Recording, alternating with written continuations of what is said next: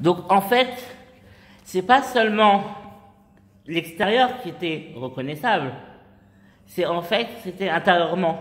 Comme ils avaient une certaine noblesse, comme ils étaient les enfants d'Abraham, Isaac et de Jacob, donc ils avaient une certaine noblesse. Même si c'était des bergers, ils avaient une certaine noblesse intérieure. Et c'est cette noblesse intérieure qui ressortait. Ok. Donc on en était où?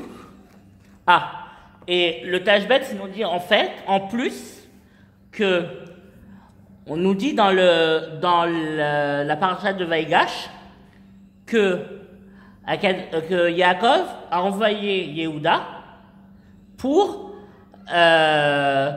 faire une yeshiva, pour installer une yeshiva à Goshen. Et donc, la yeshiva n'a pas quitté les Bnei Israël dans tout l'exil.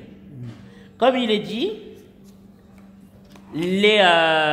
va et réunit les anciens d'Israël. Comment on sait qu'il y avait des anciens? C'est parce qu'il y avait une yeshiva. Et c'est quoi cette yeshiva en fait? Cette yeshiva en fait, c'est que tout était lié à l'enseignement d'Abraham Avinu. Et que à chaque fois qu'on donnait notre identité ou notre patrimoine génétique ou notre appartenance, on disait toujours on est les enfants d'Abraham l'hébreu. Comme dit Moshe à Pharaon, le Dieu des Hébreux m'a parlé. Il y a aussi une autre chose. Comment on était distingués? Le Midrash nous dit que les Bnei Israël ont gardé leur nom, leurs vêtements et leur langue. Et il y a une autre opinion dans le Midrash qui elle contredit Yehezkel, mais c'est pas grave. Une autre opinion dans le Midrash qui nous dit la chose suivante, que les Bnei Israël ne s'étaient pas assimilés aux Égyptiens, qu'il n'y avait pas de mariage mixte et qu'ils ne pratiquaient pas l'immoralité.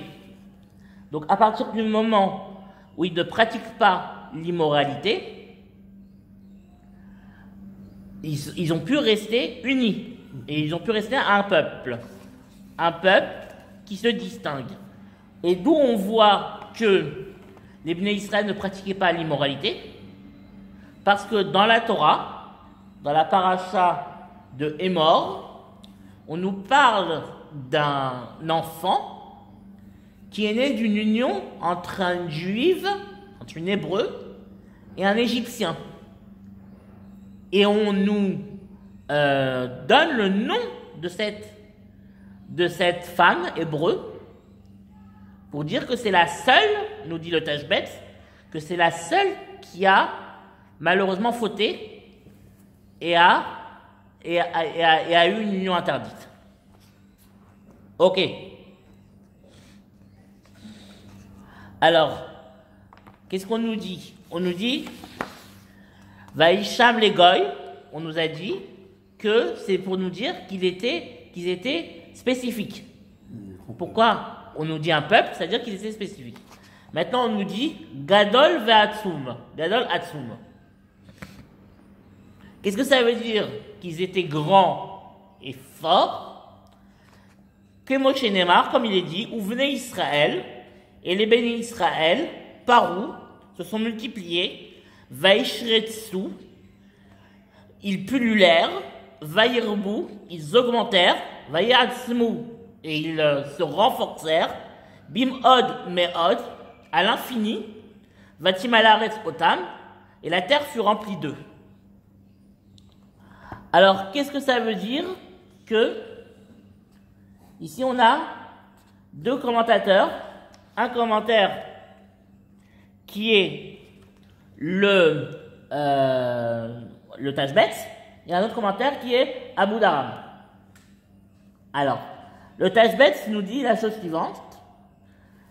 גדול ועצום כמו שזה מבואר, והוא גילוי שזה היה חסד גדול, שאנשים באים לגור ורבו, זה הריבוי המופלג. Alors, bon, le Tashbetz nous dit, le verset se suffit à lui-même, mais ça nous montre quoi comme question? Ça nous montre quelque chose d'extraordinaire. Ça nous montre que Akadosh Baruch Hu a fait preuve envers nous d'une grande bonté. Pourquoi?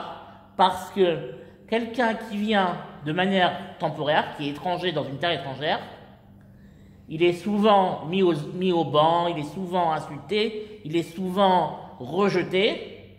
Donc ça va agir sur sa santé, ça va agir sur lui-même, sur son caractère et sur sa santé. Donc il ne pourra pas enfanter de manière nombreuse. Il ne pourra pas se multiplier de manière nombreuse. Ou il n'aura pas envie, parce qu'il va dire mes enfants ils vont connaître ce que j'ai connu. Ou alors il ne pourra plus parce qu'il sera tellement diminué physiquement et mentalement qu'il n'aura plus la force. Donc là, le texte vient nous dire que malgré qu'on soit étranger, dans une terre étrangère, et qu'on a souffert, Akadosh Baruch Hu nous a donné comme bonté le fait de nous multiplier. Et en fait, regarde combien. Là, je vais introduire le Maharal de Prague. Combien il y a de verbes de multiplication dans le texte?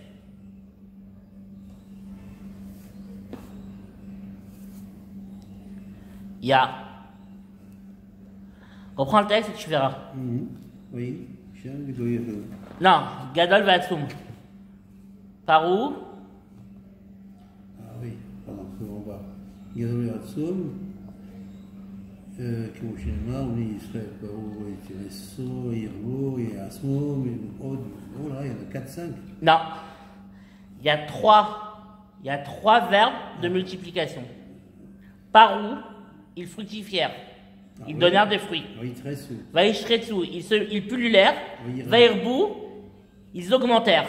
Donc il y a trois verbes. Parce que Vayatsmu, ça veut dire ils se sont renforcés physiquement. D'accord. Ça n'a aucun rapport avec la multiplication. Tout à fait. Donc, en fait, pour la multiplication, il y a trois verbes qui sont cités. Alors le Midrash, là j'amène le Maharal. Le Midrash Rabbah nous dit qu'une femme enfantait 6 enfants dans une seule grossesse. Elle avait des sextuplés à chaque grossesse. D'où on voit qu'elle avait des sextuplés à chaque grossesse.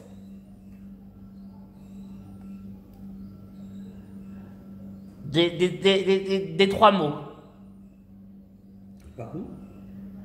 Non, les trois mots. Je te laisse réfléchir, mais tu ne vas pas trouver. Je te donne la réponse. Les trois verbes, ici, sont au pluriel. Un pluriel, c'est au minimum 2. Ouais. Donc, on a trois verbes. 3 fois 2, 6. Tout à fait. 3 fois 2, 6. C'est le guématrie. Ouais. Donc, ça veut dire qu'il y avait au moins 6. Mais on nous dit, en plus, le Midrash nous dit, encore pire, que dans une grossesse, il y avait 60 enfants. Comment on peut savoir? Parce que le maximum du pluriel, dans les unités, c'est 10. Donc, les deux, c'est-à-dire les 6, tu les multiplies par 10. Ça fait 60. Oui. Mais en plus, on a encore plus, et ça c'est Abravanel qui nous dit la chose suivante. Il nous dit, ne prends pas les calculs. Il nous dit, le Midrash nous dit que Moshe Rabbeinu, lorsqu'il était vice-roi, avant qu'il frappe l'Égyptien, il allait voir les travailleurs. Pharaon l'avait nommé comme chef de travaux, chef de projet. Et un jour, Moshe est rentré du camp de travail. Il a dit à Pharaon, Pharaon, c'est pas bien que les travailleurs travaillent 24 heures sur 24. Ça les affaiblit. Vaut mieux les faire travailler 6 jours par semaine et leur donner un jour de repos. Au moins, ils pourront se reposer, se revigorer et revenir frais et dispo au travail le lendemain, après ce jour de repos. Alors, Pharaon lui a dit ok. Donc Moshe leur a donné le Shabbat. Ça, c'est Abravanel qui dit tout ça. Et donc, ça veut dire en fait que ça veut dire que les Bnei Israël ne travaillaient que 6 jours.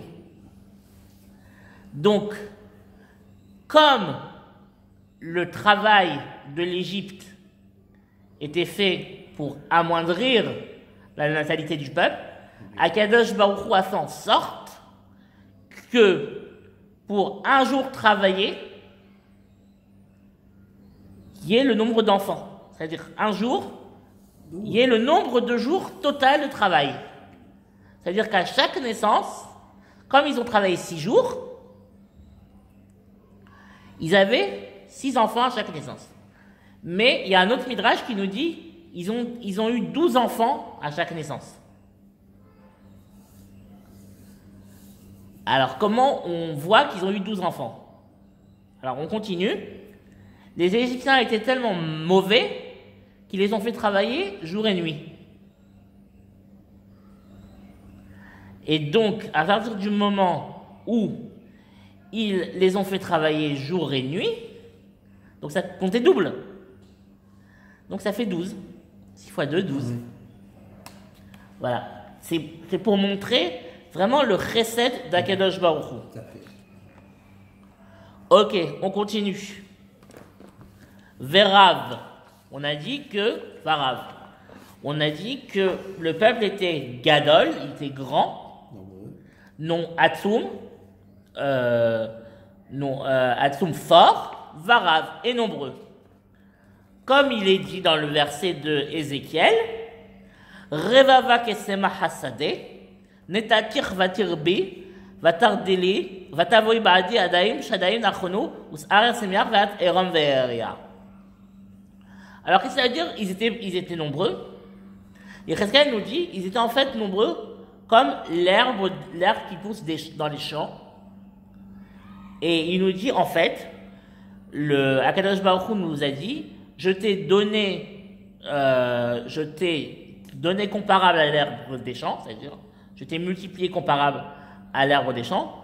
Tu as fructifié, tu as cru, tu as grandi, tu es venu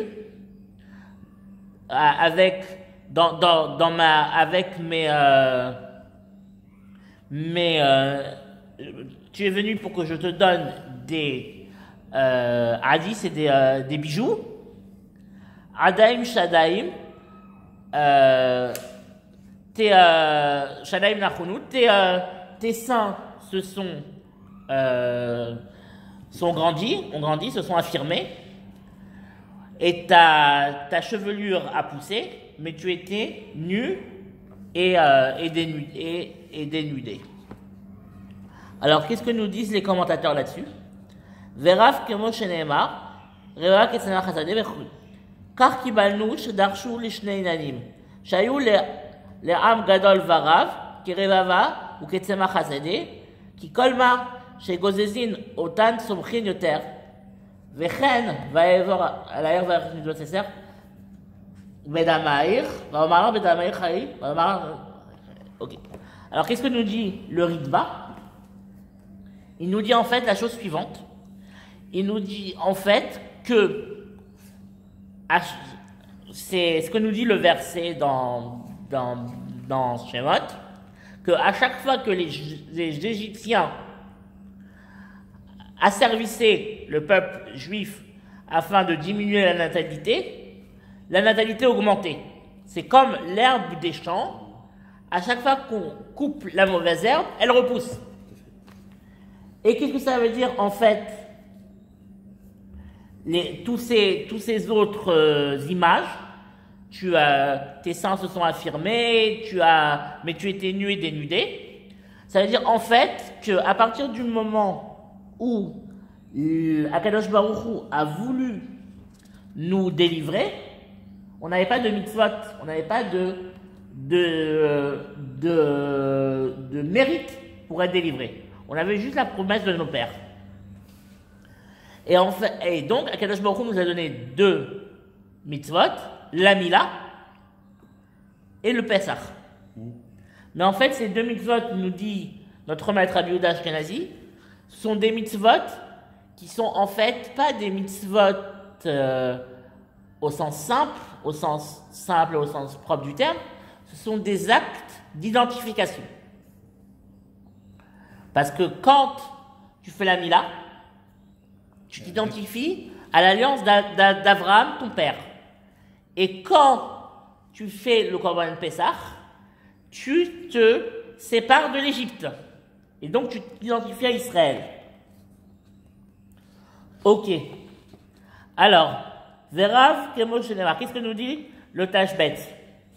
Un avis, Yecheskel Iflig Beze Levaer, Ma Shamra Torah, Vayirbu Vayatzmu, Shaya Betachlit Aribui, Kemo Esav Asade, ou Kmo Shayu Atzum Bekoach, Ayu Rabbi Bemizbach.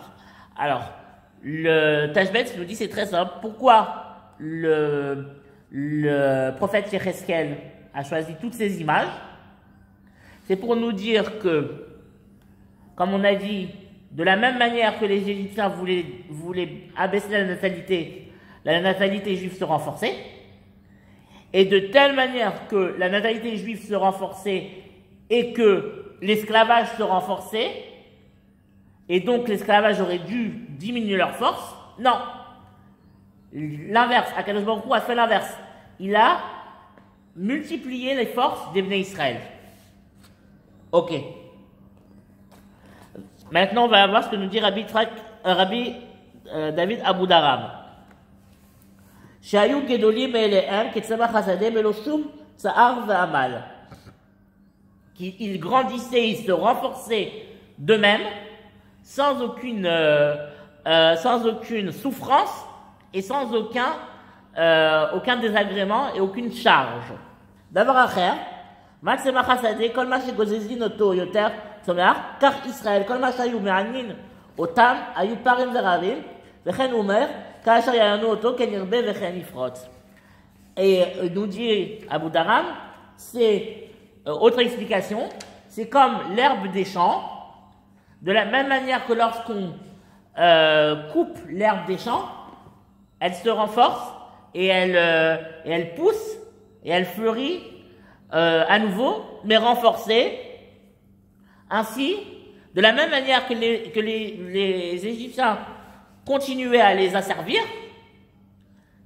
pour baisser la natalité et pour baisser leur force, eux se renforçaient et la natalité se renforçait. Ve'at erom ve'eria, et tu étais nu et dénudé. Kelomar, Rabbi David Aboudaram. Kelomar, c'est pour dire Arumim mina mitzvot, dénudé et dépourvu de mitzvot.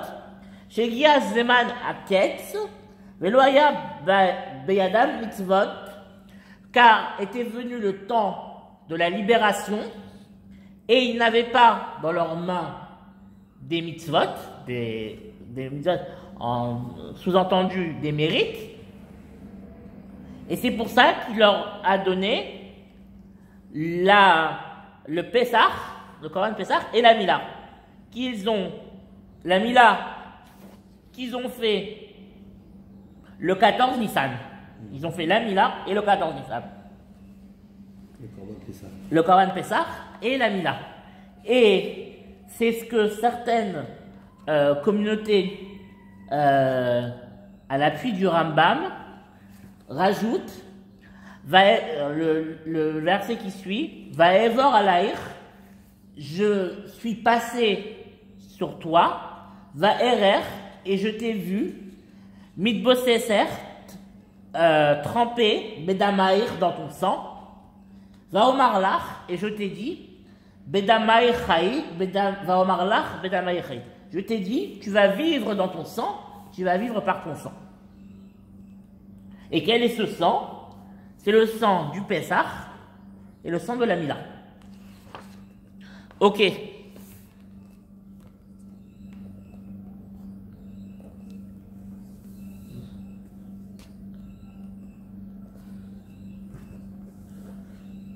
Attends, je suis en train de voir quelque chose.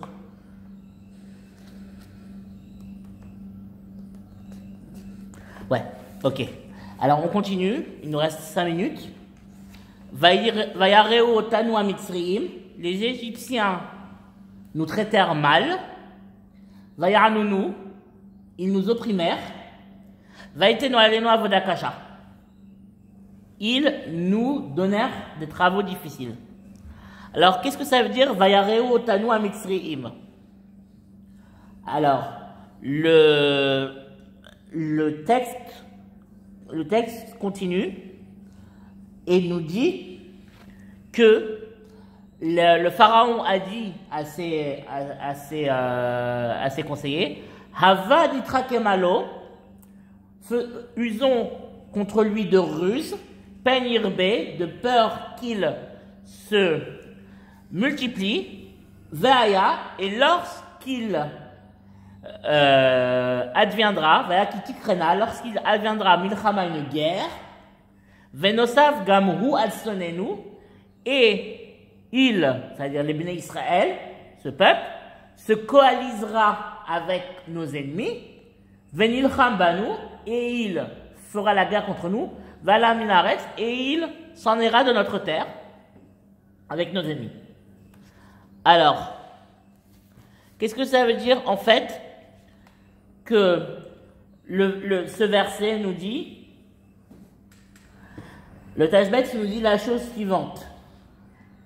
Il nous dit la chose suivante. Il nous dit, dans le verset, il y a marqué Vayareu otanu. Mais Vayareu otanu, c'est pas hébreu. On aurait dû dire Vayareu lanu. Ils nous ont fait du mal. Alors, qu'est-ce que ça veut dire Vayareu otanu? Rotse lomar, cela veut dire Ki chashbunu ra'im, mibli agat ra'a legufotenu, et là shamru, shanachnu, be'atzmenu ra'im, ve'chzikunu ra'im, al-kar shamar, etc., etc. Ok. En fait, qu'est-ce que nous dit le Tashbetz? Il nous dit, ils nous ont considérés comme étant mauvais. Ils ne nous ont pas considéré que le mal était rentré dans nos corps, c'est-à-dire ils ne nous ont pas fait du mal corporellement, mais ils ont considéré que nos personnalités et nos idées étaient mauvaises. Comme il est dit, la preuve que nous amène Chazal, qu'est-ce que veut dire Paro? Le pharaon là, qu'est-ce qu'il veut dire? C'est très grave ce qu'il dit. Les Juifs, ils sont venus chez lui en paix et en paix et en concorde. Ils les ont même aidés. Et là, qu'est-ce que tu viens de dire? Tu viens de dire qu'ils vont se coaliser contre tes ennemis.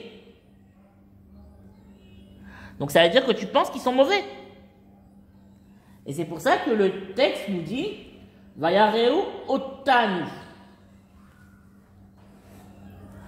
Alors, il y a une autre question qui se pose, qui est une question importante. Il y a marqué Avan itrakemal lo. Faisons une ruse contre lui. C'est qui ce lui? Alors, il y a deux opinions dans Chazal, dans nos maîtres. La première opinion, c'est de dire selon le sens simple, contre le peuple. Mais la deuxième opinion qui est rapportée ici par par le Tashbetz, qui nous dit en fait, c'est très simple, ça veut dire quoi? Faisons du mal contre lui, c'est contre Akadosh Baruch Hu, contre leur libérateur. Ouais, parce que, oui, Contre leur libérateur. Et comment va-t-on faire du mal contre leur libérateur? Alors, leur libérateur, on va pas leur faire du mal. On va pas faire du mal contre leur libérateur, c'est-à-dire en faisant du mal contre le libérateur, on va se servir du peuple pour faire du mal contre le libérateur. Donc, quelle méthode on va employer? On va pas employer la méthode du feu, parce que peut-être qu'il va se retourner contre nous, leur libérateur, ça veut dire Dieu, avec le feu. Peut-être qu'il va nous punir par le feu. Donc on a peur. On ne va pas utiliser le glaive. Tout ça, c'est le Tashbetz qui nous dit ça. On ne va pas utiliser le glaive, parce que peut-être qu'il va se retourner contre nous par le glaive. Alors, qu'est-ce qu'on va utiliser? On va utiliser l'eau. Pourquoi? Parce que le Midrash nous dit que Akadosh Baruch Hu a juré de ne pas amener de l'eau, de ne pas amener le déluge sur la terre. Mais Akadosh Baruch Hu a juré de ne pas amener un déluge. Mais est-ce qu'il a juré de ne pas un déluge mondial, voire cosmique? Mais est-ce qu'il a juré qu'il n'allait pas prendre une partie de l'humanité, un peuple ou un continent ou une région, et qu'il ne va pas les punir par l'eau? Il n'a jamais juré ça. Alors les Égyptiens, eux, ils ont cru qu'il avait juré que même un continent, même un peuple, même une région ne serait pas puni par l'eau. Et le Tashbetz nous dit la chose suivante. Il nous dit, lorsque les Égyptiens ont été punis par la traversée de la mer Rouge, par le fait d'être noyés dans la mer Rouge, Yitro s'est réveillé, et c'est là qu'il s'est converti. Parce qu'il a vu que Akadosh Baruch Hu agissait contre les Égyptiens, mesure pour mesure. Ok, on a terminé. Je te remercie beaucoup. À la semaine prochaine, on continuera. Bezrat Hashem.